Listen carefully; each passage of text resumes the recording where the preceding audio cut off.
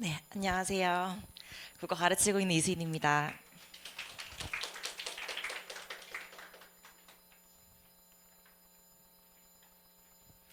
네, 저는 이수인이고요. 지금 이제 고등학교 1학년, 2학년 친구들과 함께 공부하고 있고, 현재 다원교육에서는 신목고, 대일고 담당하고 있습니다.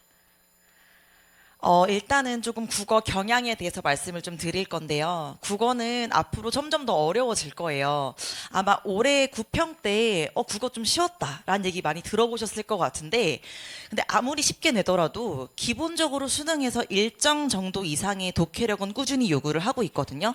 조금만 쉽게 내면은 변별력이 딱 사라져 버려요. 그래서 금방 이렇게 2등급 떨어지는 이런 현상이 발생을 하게 되는데, 아마도 다가올 수능에서는 어쨌든 변별력을 갖춰야 하기 때문에 원래 난이도랑 비슷하게 어렵게 낼 거라는 그런 전망이 조금 많거든요.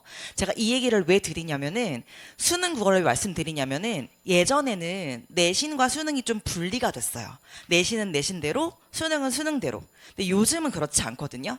수능 국어의 어떤 경향을 내신에서 많이 반영을 하려고 해요. 그래서 수능 국어의 경향을 잘 알고 있어야 내신까지 대비가 가능하다라는 점에서 수능 먼저 보여드릴게요. 고등국어는 중등과 확실하게 달라요.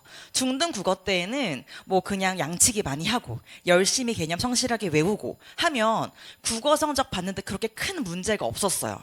제가 가르친 학생들 보면은 중등국어에서 최상위권이었던 친구들도 고등 올라와서 쌤, 국어가 저를 힘들게 할 줄 몰랐다, 이렇게 말한 적 굉장히 많거든요. 이게 왜 그러냐면, 애초에 국어라는 과목 자체가 우리 아이가 15년, 16년 동안 쌓아왔던 사고의 생각을 바꿔야 되고요.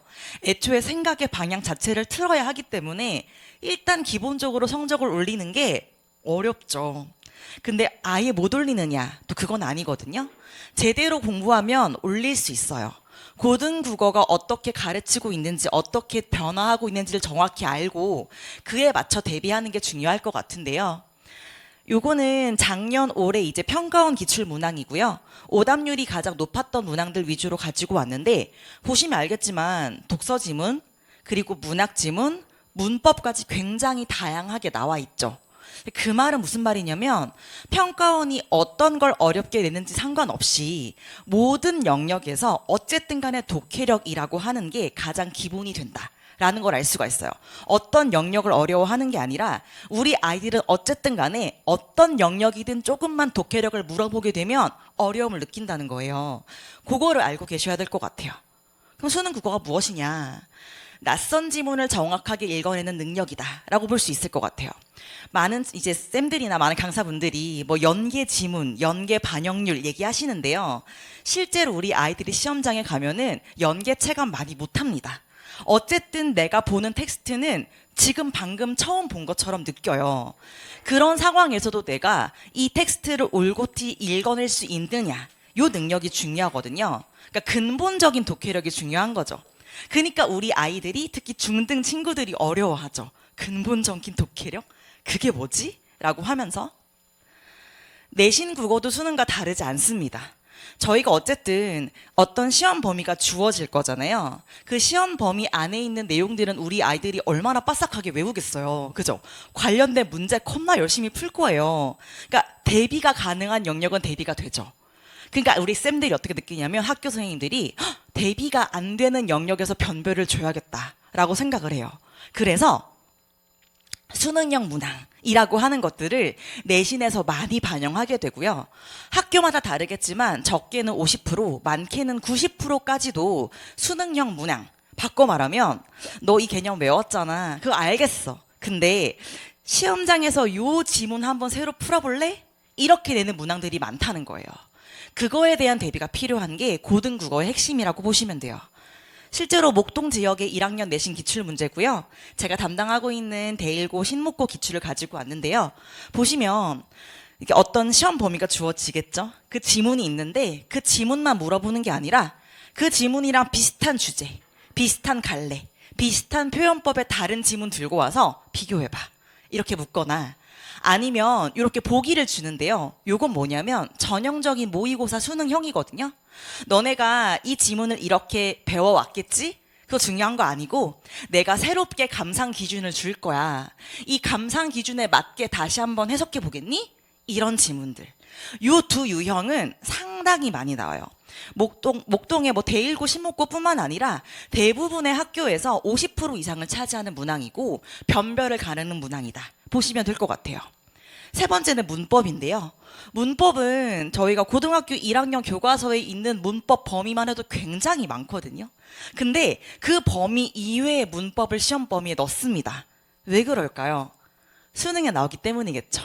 그러니까 내신만 공부하는 것이 아니라 어쨌든 수능적 사고까지 갖춰져 있는 친구들을 변별하겠다가 핵심이고요. 마지막은 비문학 지문인데요. 우리 아이들 원래 비문학 지문 어려워하거든요. 학교에서 시험 범위로 줘요. 이 비문학 지문 내겠다. 그럼 외우겠죠. 외우는 거를 뚫기 위해서 서술형으로 바꾸는 거예요. 근본적으로 이 지문 이해했니? 를 물어보는 거죠. 그러면 지금 우리 아이가 해야 될 것이 무엇이냐? 어떠한 텍스트가 주어져도 어떠한 작품이 주어져도 읽어낼 수 있는 근본적인 독해력을 지금 길러야 된다. 왜? 시험 범위에서 주어지는 작품들을 외우고 대비하는 건 대비가 가능한 영역이죠. 그건 시험 기간에 하면 되거든요. 지금은 대비가 불가능한 영역들을 대비를 하셔야 돼요.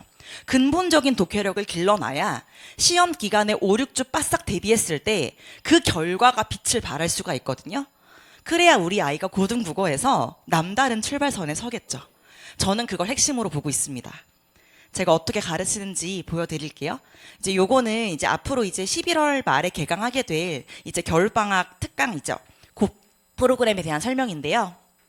문항 먼저 보여드리면 제가 겨울방학 동안 가르치고 싶은 건 뭐냐면 어떤 배경 지식을 쌓고 싶은 게 아니에요. 외우려고 하는 게 아니고 사고의 체계를 정립하는 걸 목표로 할 거거든요. 그래서 문학을 가르칠 때에도 이 작품의 작가가 누구고 작품의 시대적 배경이 누구고 이 작품의 표현적 특징이 뭔지를 외우게 시키지 않을 거예요. 뭘 시킬 거냐면 너네 이거 처음 보잖아. 근데 이 작품에서 이런 단어를 읽었을 때는 이런 걸 생각해줘야 돼. 이런 단어를 읽었을 때는 다음 문장에 이런 거랑 연결시켜줘야 이게 실제로 선지에서 이렇게 나왔을 때 이런 판단이 가능해. 라고 하는 사고의 흐름을 굉장히 상세하게 설명해 줄 거예요. 그리고 매주 수업이 끝나면 이 사고의 흐름이 적혀있는 이거 제 손필기거든요. 손필기 노트를 드릴 겁니다. 아이들에게. 그럼 아이들이 이걸 받고 어떤 걸 느껴야 되냐면 아, 문학은 감으로 푸는 게 아니구나 라는 걸 느낄 수 있게 제가 사고의 과정을 명시화하고 가시화하는 거예요. 감으로 풀지 마. 사고를 세워야지. 그리고 제가 하면 끝인 게 아니고요. 아이들한테도 이 손필기 노트랑 비슷하게 사고를 정립해보는 그런 과제를 매주 내줄 거예요. 본인의 사고를 가시화해보는 거죠. 제가 명시된 사고를 수정해줄 수 있게끔.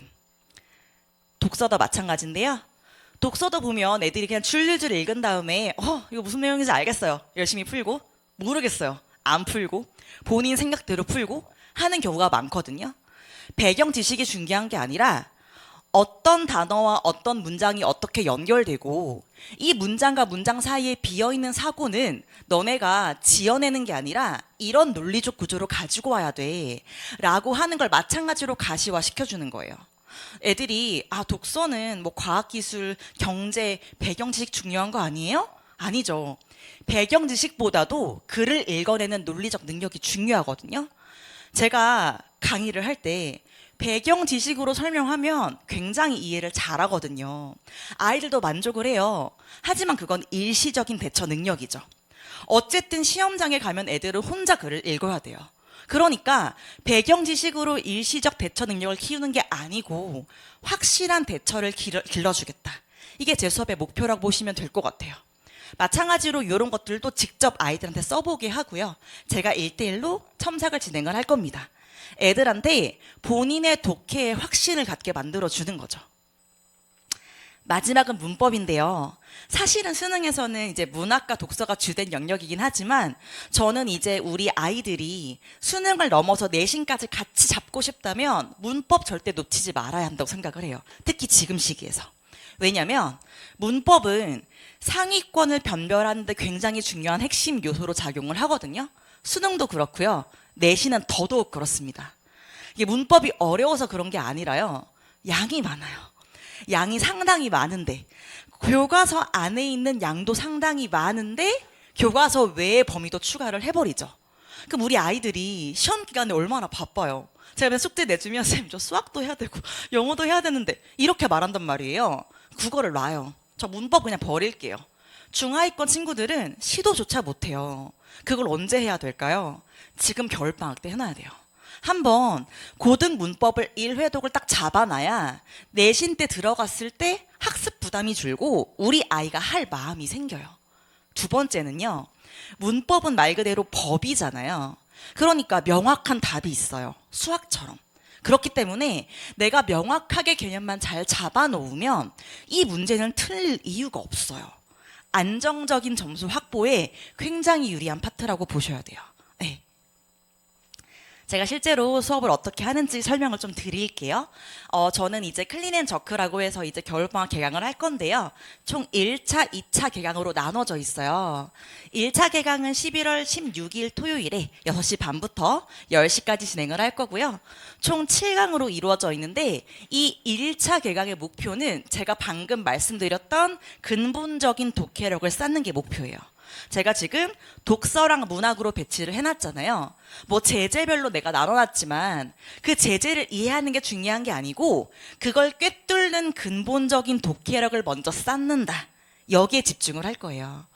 그리고 조금 쌓아졌다 싶으면 다 찍으셨을까요? 네. 그러면 2차 개강을 합니다. 2차 개강은 1월 4일부터 시작을 하고요. 앞에 쌓아놨던 독해력이 있죠. 근데 우리 아이들이 시간을 주고 풀라고 하면 또 못 풀어요. 내가 열심히 쌓아놨는데 또 자기 마음대로 풀어. 그래서 이번에는 제한된 시간 동안에 어떻게 문제를 운용할 거고 너가 쌓았던 독해력을 어떻게 펼칠 건지 조금 더 실전적 감각을 키운다 라고 생각을 하시면 되고요. 2차 개강부터 문법이 들어가요. 굉장히 많은 범위를 차지를 하죠. 왜 1차 개강부터 안 할까요? 문법도 이해의 영역이라 독해가 없으면 이해가 안 되거든요. 그래서 1차 때 먼저 기초 독해력을 쌓아놓고 그리고 2차 때 들어가야 다가올 3월 달에 내신 대비하기도 수월해요. 기억이 나니까. 그래서 2차 때 조금 더 문법을 집중적으로 전 영역을 훑는다라고 보시면 될 것 같아요. 수업은 이렇게 진행됩니다. 6시 반부터 들어갈 건데요. 30분 동안은 어휘 테스트 볼 거예요. 이 어휘 테스트는 사전적 의미를 보는 게 아니고요. 어쨌든 독해력을 길러야 하기 때문에 그 단어가 실제로 지문에서 어떻게 쓰이는지 문맥적 의미를 파악하는 데 중점을 둘 거예요. 그러니까 문해력을 키우는 거죠. 이게 우리 아이들의 배경 지식이 되는 거예요. 두 번째는 본수업 진행을 하고요. 본수업이 끝나고 나면 주간지가 나눠 갈 건데 그 주간지랑 손필기 함께 나갈 거예요. 그럼 아이들이 손필기 과정으로 복습을 한 다음에 본인의 주간지에 본인의 손필기를 만드는 거죠. 아까 말씀드렸듯이 사고 과정을 명시화시키는 거예요. 제가 싹 걷어서 제가 다 1대1 첨삭할 겁니다. 왜냐하면 일관된 사고를 계속 말해줘야 되거든요. 제가 첨삭을 하면서 야, 이 사고는 조금 과장된 것 같아. 요거는 조금 보충했으면 좋겠어를 첨삭을 해서 어쨌든 저와 같은 사고를 쭉 끌고 나갈 수 있게끔 지도를 할 거고요. 당연히 미흡한 친구들은 클리닉 불러서 될 때까지 시킬 예정입니다. 제가 학생들의 가장 가까이에서란 슬로건을 제가 걸었는데요. 제가 어느 학원에 가더라도 교무실에 가면은 아이들이 굉장히 질문줄이 긴 강사 중에 한 명이에요. 그 이유가 뭘까 생각을 해봤더니 저희 아이들이 저랑 질문하는 시간을 굉장히 가치 있게 여기는 것 같았어요. 왜냐면 저랑 수업한 친구들은 그냥 외우고 문제 푸는 게 중요한 게 아니고 이 사고를 계속 나누면서 정립해 나가는 과정이 실제 본인이 공부를 하고 시험장에 갔을 때 써먹힌다는 걸 알기 때문이에요. 제가 앞으로 만날 친구들도 저랑 이렇게 끈끈하게 소통을 하면서 제가 좀 반드시 필요한 강사가 되었으면 하는 바람입니다. 감사합니다. 네, 우리 선생님 자신감이 넘치시죠?